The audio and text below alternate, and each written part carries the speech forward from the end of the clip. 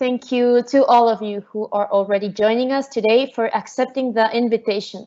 I hope what we will discuss in this webinar today is going to be interesting for you, but more than that, that we can all come up with new ideas and understand how relevant this is to be discussing about. It's no secret to any of us to really think of how challenging the coronavirus has been, not only for how it's changing everything that we know, right? The world turned upside down since it hit, with lockdowns, with solitude, and so many things that have been happening that we are still trying to connect with the new reality and try to come up with new solutions and new perspectives to try to understand what's happening, but more than that, what's going to happen next, right? We're trying to be prepared for this new future. Many people say that the world we used to know will no longer be the present that we live. So there's a lot to think about. There's a lot of uncertainty, and the idea for us today is to try to come up with new practices to embrace this uncertainty and try to come up with ideas to better understand what consumer behavior is. If you go online and you Google 3 terms, COVID-19, consumer, and behavior, you'll find over 39 million results. And the principal headlines from organizations such as McKinsey, Nielsen, the Kantar Group, and universities even such as the University of Arizona are already trying to deal with this. And they're trying to understand what's going on. And headlines such as this that we're just going to see will pop out. So this is what most of these organizations are talking about. This is what we are trying to do to face this new challenge. So everyone is talking about the new consumer habits. They're trying to track these habits, to understand what people are buying, what are their new preferences, right? So we're trying to understand what's going on in the present to try to anticipate for what the future is going to be like. However, even though we might get an idea of what's going to happen next, the uncertainty is still there. And understanding what consumer habits are like nowadays will not give us such a good ground onto what to expect. The other day, I was reading this article from Kantar that was a very interesting one, and they were speaking about how the brands that will be successful in the future are the brands that will be resilient and that will learn how to reinvigorate themselves and change the dynamics of their category. And what they said was, if you want to do this, what you need to be doing right now is to learn how behavior changes and to learn what is the possible explanations to really understand why consumer habits are new ones. We may get an expectation of understanding why e-commerce is growing right away. But even though if we do that, if we do not understand the mechanisms to explain behavior change, we will not be able to be resilient. We will not be able to create those strategies that will be really appreciated for the new world, for the future. But let's go back a bit and think, okay, so if I learn about behavior change, if I understand what the mechanisms are, if I know behavior is triggered by some external forces, and that if I change those external forces, the responses that I can expect from consumers, will be different. So we have that idea, but really what to do next? Like, what would be the next steps? What we are doing right away, tracking consumer habits, looking at trends, is it enough? Even if we know we have to understand what makes behavior change, is that enough? Understanding all the motivations and the external forces that may trigger certain conducts, we don't really know what to expect from the future. The uncertainty, like we've said, it's big and it's there. We just have to face it. So what to do now? The idea of this webinar, what we are looking forward to, is to try to come up with new practices to try to answer this question, what to do. So what I want to present here is a metaphor.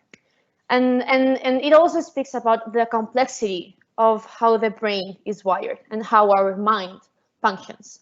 So basically, what happens in our brain is that we have like two sides of the brain.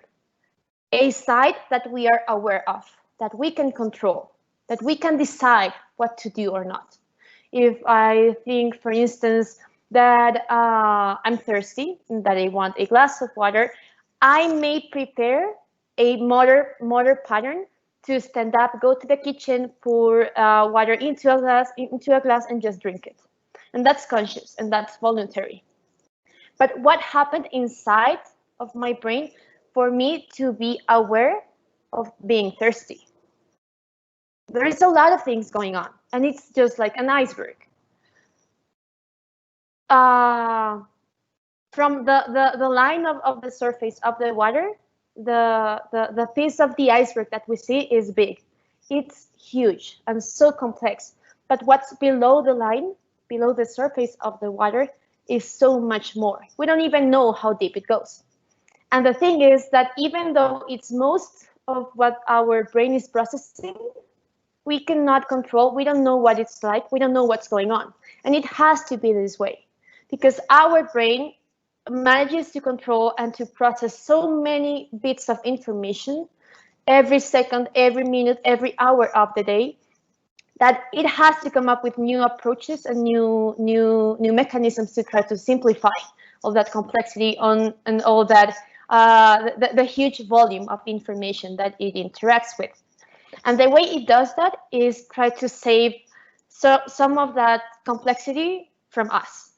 So we cannot really understand, and we don't can grasp the complexity of what our brain does. We just have a bit of control into it. Most of it is behind the curtain. We don't know what's there.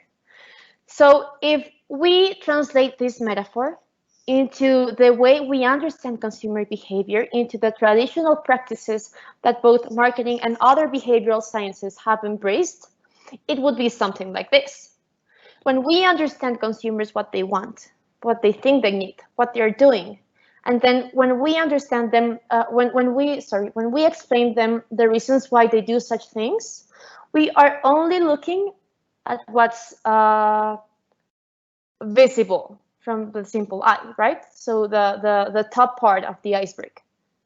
But what's below that line, what is underneath the surface of the water, is unknown. So can we really expect to anticipate what the future is going to be like after the COVID-19 has hit us? Can we come up with better solutions? Can we be that resilient as the article in Cantor was saying?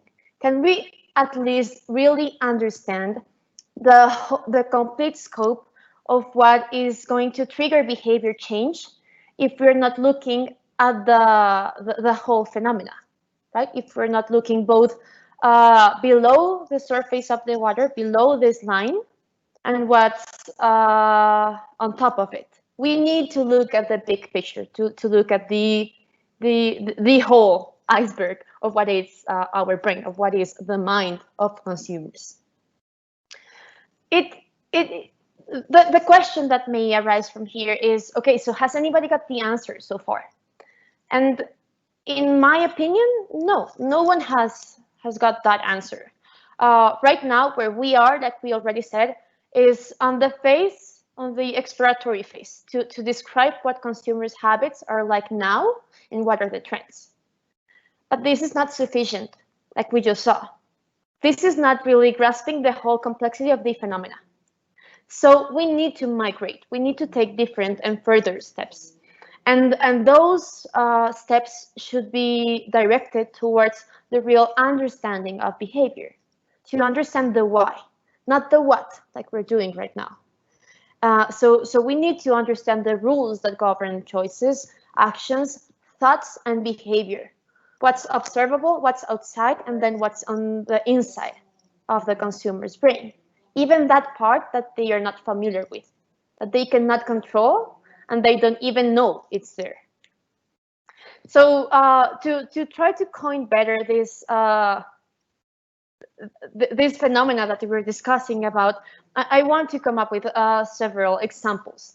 The first is how the principle of relativity governs so much of what we do. If you were to look at this slide and look at it just very quickly, and if I were to ask you which of the two centers of both flowers is bigger, normally what people respond is that the center that has the smaller petals, the flower on the left, has a bigger center. And that's because we look at the context, right? What is surrounding them. But if we ignore these confounds, this noise, we can better see that they are exactly the same. If we look at the big picture, it's not that clear. And we can automatically respond to this question. And we can say the flower on the left has a bigger center. But no one took the time and no one dedicated all the cognitive efforts that we may have to think about the answer for this response, right? We just took a choice, a very frictionless choice, because we go for what is easy. Like we said, our brain has so much to deal with that it has to simplify every decision that we make. Not every decision, but every thought, every emotion, every association that we construct. Because otherwise, we will not be able to live in this world. We would not be able to even deal with what is going on. We have so many variables and so many constants hitting us permanently that our brain needs to shut some of them, shut them out. So yeah, how we make decisions is much more subjective, automatic, and irrational than we may think. And that's because we all have biases. We cannot expect for all of us to see reality the same way and then have some different preferences. The reality for each of us is completely different because we have that implicit world, that implicit dimension of cognition and behavior that is ruling much of what we do. So I'd like to do this cool comparison, which I really like. Daniela said, I love cognitive neuroscience. There's this impairment that's called an escotoma. And it happens when there is a part of the retina, which is the structure at the back of our eye that makes us possible to see things. And there is a part of that retina that is not getting any light. So that means that there's a part of the visual field that a person with an escotoma is not seeing. But they are not aware of that. They have a blind spot and they don't know they have that. For them, reality is exactly the same, even though it's not. They cannot control it. They cannot see it. They cannot do anything with that because they're not conscious or having that blind spot. And we all have that. We all have social scotomas. Like we said, we are not that objective, that rational. We are automatic beings because that's what we do. We try to predict, we try to infer, and our brain does all of those processes in an implicit way, in a non-conscious and involuntary way. And as a result, our brain just gives us a piece of the information. And that's what we are aware of. And this is how it's supposed to be. We are supposed to be biased. We are supposed to have several blind spots, and we are supposed to respond in an implicit or automatic way in some cases. So yeah, if we have responses, if we have decisions that we make without our awareness, it does imply that we have implicit cognitive contents, right? And we need to come up with better ways to look at them, to measure them in order to better understand consumer behavior. And maybe if we do this, we will be able to better understand what's coming next. We will be able to create better strategies, better ways to interact with consumers, to give them what they really need, not what they think they need or want, but what they do need and want. So this may be another question that you may ask yourself right now, and is, okay, so are self-reports and explicit referrals of own or others' behaviors enough? Yes, they are important. If they weren't, that maybe qualitative data would not be that big deal, would not be that enriching, but it is. So the idea and the invitation for this webinar is to go beyond the self-report and the explicit referral, to embrace it, but also to look at what is implicit.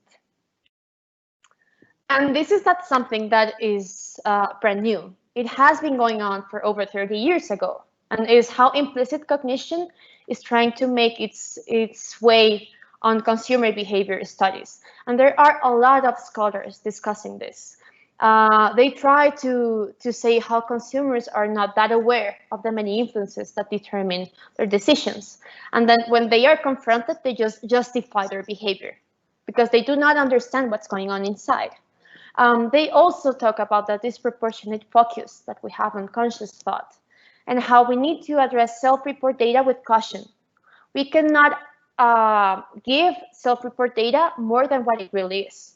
We cannot assign a different reality of what it already has.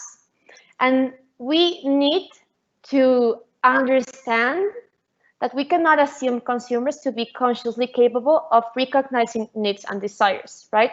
We cannot expect to create and come up with very, very enriching and creative insights from using just self-report data, from surveys, from focus groups, from interviews.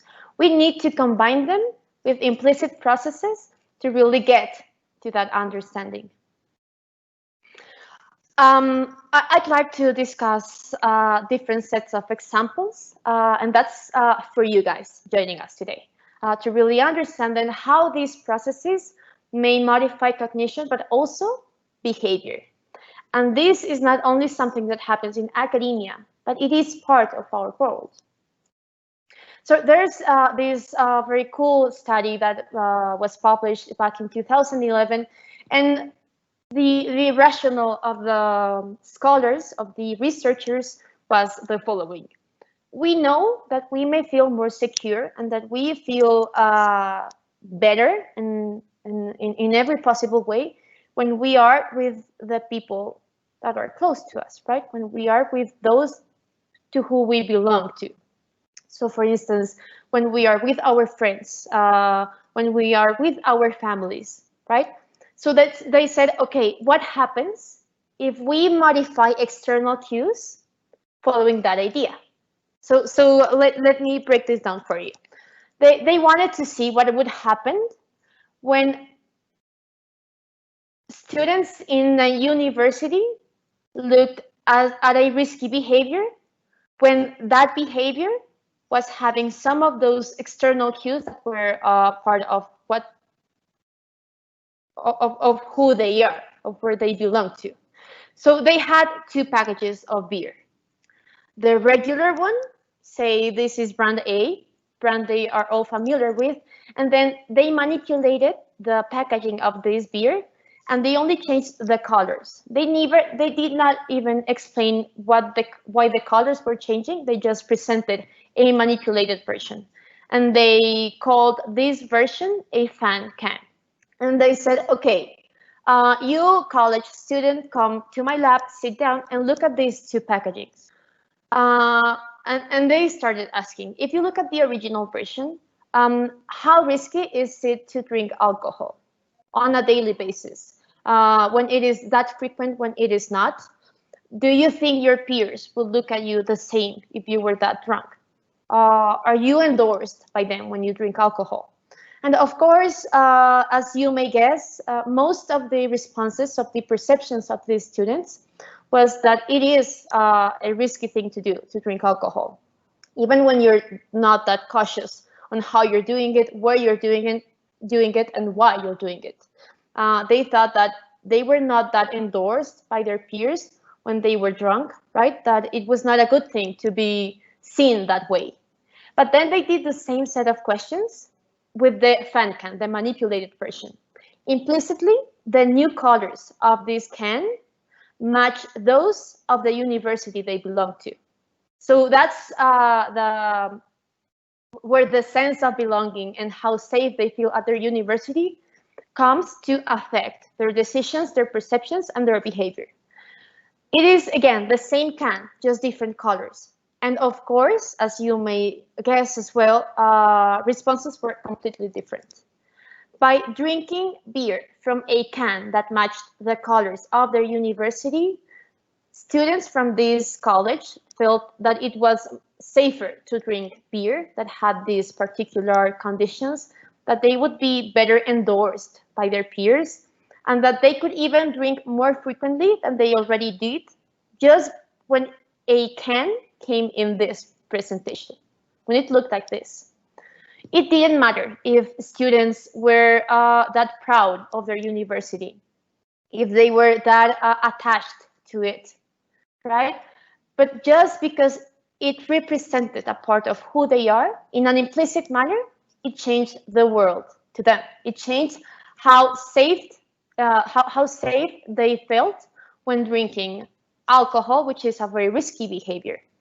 So this is what happened in that study. I hope I've made myself clear. If not, if someone wants to read a bit more or ask at the end, questions are very welcomed. But what I want to show here is this happened in a study in a controlled environment, but it is probably something that is already affecting us, which is why I'm bringing this case. So for those of you who are joining us from other countries, what you have in your screen right away are two Colombian brands. The brand that is on the left is a dairy brand. It's a carton of milk. And what you have on your right is aguardiente, which is the Colombian schnapps. Very popular here too. Explicitly looking at both of them, taking our time to process both packaging, we may see they have some similarities, some things in common, but they are quite different, right? Not only because I just told you how they are both two different categories, two different products, and that even we understand how the experience of drinking both is quite different as well. But then imagine everything that you may have on your mind by looking at the milk, at the carton milk. This is probably some product that has been with you and your family living in Colombia, for instance, ever since you were a child, right? So it's a product that both of your parents accept, and they want you to have it because it's a nutritious food. It's good for you. It's a family product, and you have it in your fridge. You have it on your table. It's with you every single day of your life, especially in Colombia, since we really eat a lot of dairy products. But then looking at that, and you start constructing a lot of associations, not only with the product, but with the brand and the way you visualize the brand, which is through the packaging, how the brand equity is being transformed or constructed by the packaging, and how that is creating a relationship between the brand and yourself. But then you grow up and you start noticing other types of products, such as alcoholic beverages. And you encounter this packaging, the one we have on the right side of the screen. Yes, they both are different, but our brain that is trying to simplify new information, what does is look at what is already being stored in our brain to try to process and understand this new packaging. If we already know that a packaging that is blue, that has a red logo, and white typography, that has a splash of the product, is something that is familiar for us, that is safe to drink, and that has a lot of benefits or a lot of things already constructed with us. And then we look at this new product of the aguardiente, probably those same associations are going to be translated here. And it should not be that way, because we cannot expect even little kids, teenagers, and young adults to have the same associations for drinking alcohol than drinking milk, right? So yeah, implicit processes, implicit cognition does affect a lot of what we do, of what we think. So if this happens in a very automatic and implicit way, the more importance it should have for us. This is another example, a very cool one, very popular as well. For those of you who are probably not that familiar with this case, it was a launch of a new product that Heinz did at the early 2000s. And as you may guess, yes, this is a product that was created for kids. They tried to come up with a better product for them to transform what eating was like and the experience of eating into a more playful and colorful one. You may guess as well that this was not that successful product. Consumers did not respond very positively to it. Explicitly processing the packaging, trying to understand the nature of the packaging, you may come to a decision into what this product is.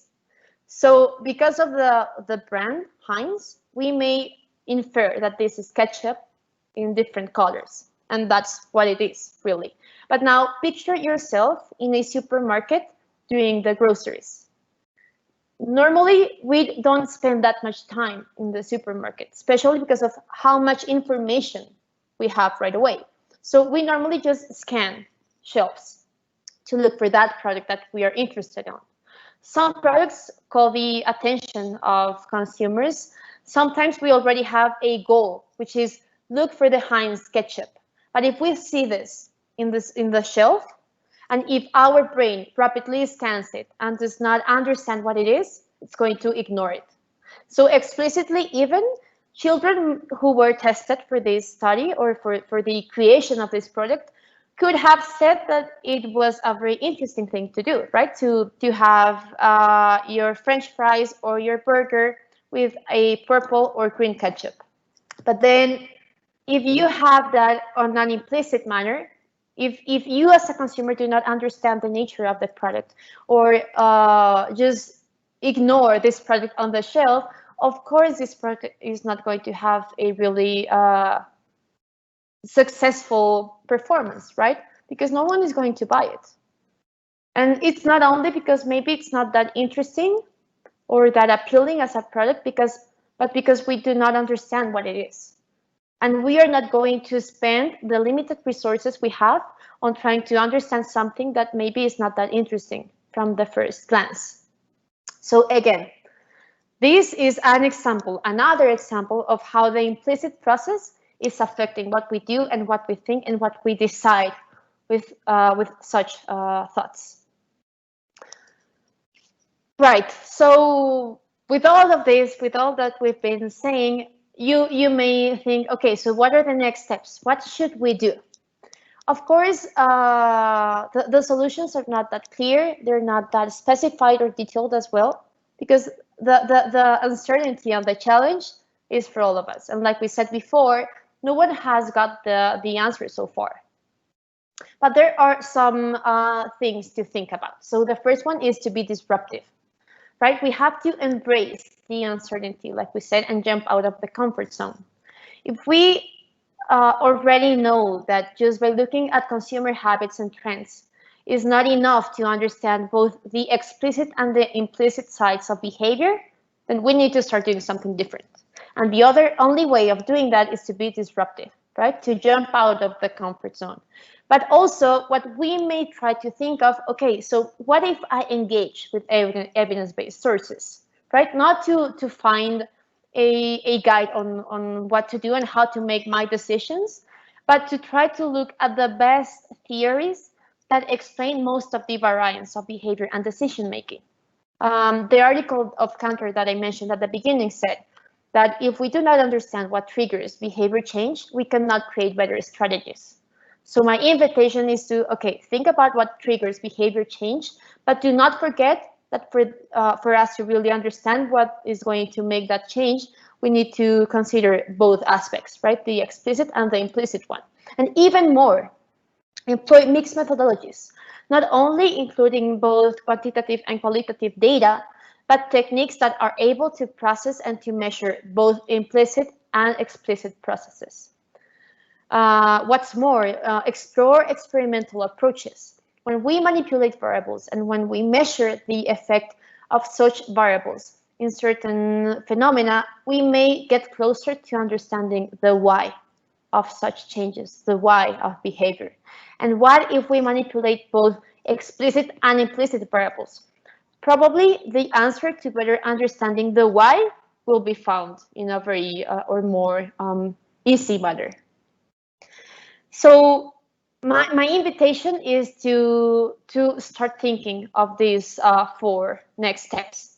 I really believe that if we start doing this, then we will do a successful migration. A migration where we will be able to better understand consumers' behavior, to create more effective and insightful strategies, but also to get clearer expectations of what the future is going to look like, of what the world after the first wave of the coronavirus is going to be like. Because like we said before, we cannot expect the things go back as the usual. Probably the world that used to be the one that we knew will never be the same again.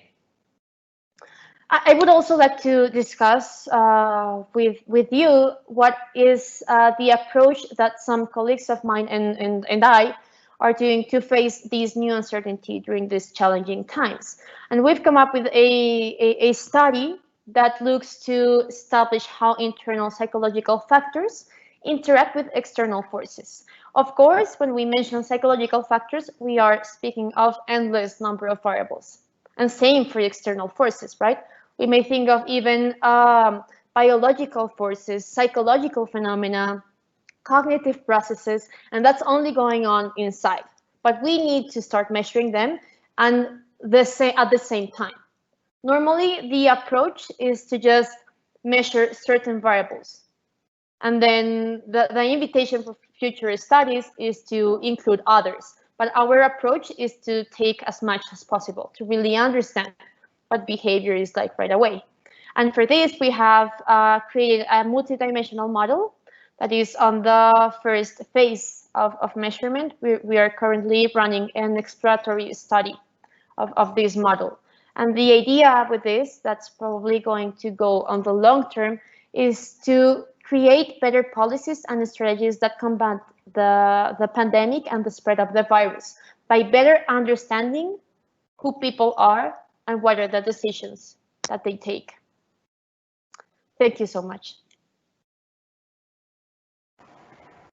Camila, thank you very much for your presentation. I think it's really interesting and really relevant to what we are today trying to understand in what we're living. So we have some questions, and I want to start by reading you the question that Juliana sent, and she says, how can you understand better that implicit behavior of customers when they make a purchase decision, because it is the most important but difficult part to understand consumer behavior? Right, so that's actually a very good question. Of course, there is no easy way of answering it. I guess you should consider not only the final purchase decision, but what's going on through all of the customer's journey. And you should be able to track down both implicit and explicit processes in each stage of the customer journey, right? When interacting or engaging with publicity, when entering the store, or even the web page for the cases of e-commerce. But you should be able to do that. But I guess the best answer to consider is to think of the different stages of customer journey and how implicit processes in each stage may differently affect the purchase decision. Okay, thank you. So we have another question from Carolina, and she says, how can implicit processing be measured?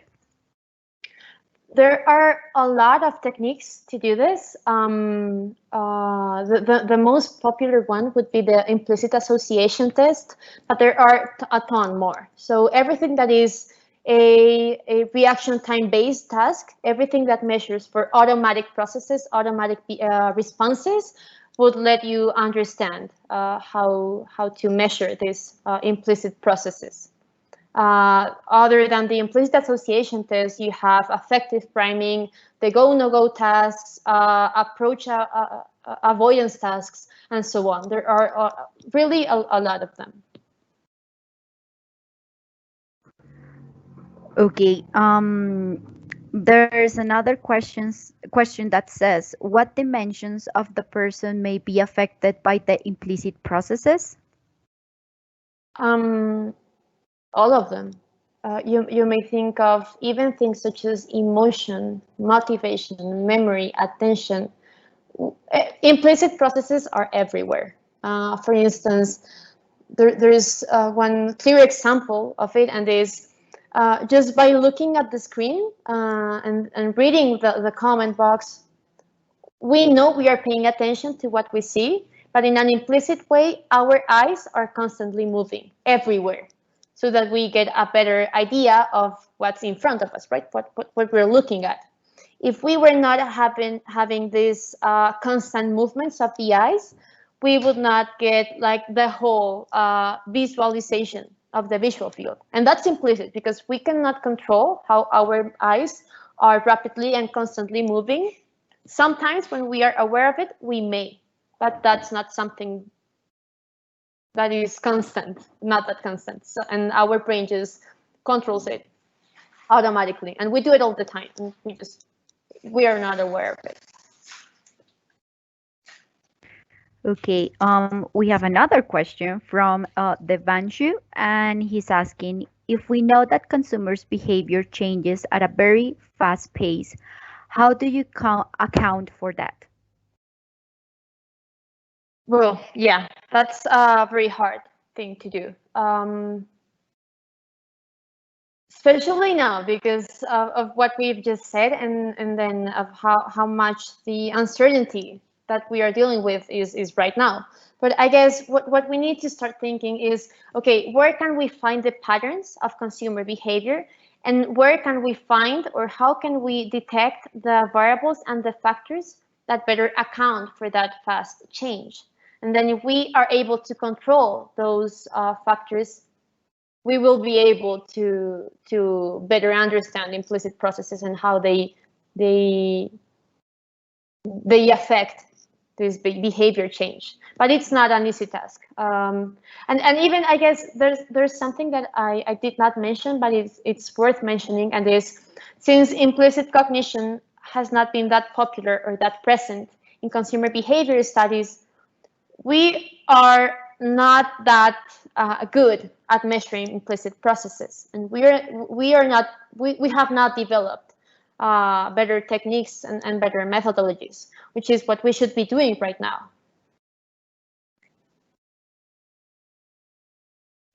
Okay, so the last question that we have is from Tatiana, and she's asking, what implication can this have on big data and machine learning? That's a really good question as well. And I would like to answer from something that I had this meeting yesterday, and my mentor was discussing this aspect, and he calls it machine psychology. His name is Alejandro Salgado. You may look for him, and he was saying how most people analyzing and inferring data are not that familiar with this aspect of implicit cognition. So the implications that implicit cognition has in big data and machine learning are huge, because there is a field that is asking for new experts, and we do not have them yet. So what we need to start doing is try to combine behavior science, like the whole spectrum of behavior science, in data science, to try to get better predictions, better inferences, and better understanding of what the data is really telling us. Okay, I was trying to wrap it up, but we have another question, and I think it's really good. So, Melissa is asking, how can we interpret the trends of people cooking at home and privately posting their pictures? Should we provide cook videos, ingredients, ready to eat fancy recipes? What is that trend telling us? Well, I guess the first thing to think about here is that this only appeared when external forces changed and everyone had to stay at home, right, because of lockdown and all these different decrees. So I guess the first thing to think about is, will this behavior maintain over time? Once life starts coming back to the usual, and people start working outside their homes again and studying outside their homes again, will this maintain, right? Would this be still the same thing? And I personally don't think it will happen this way,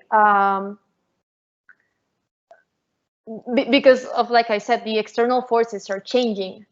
So I guess what we would have to think is, what can we do to make these behaviors triggered, right? What can we do to make these behaviors stay?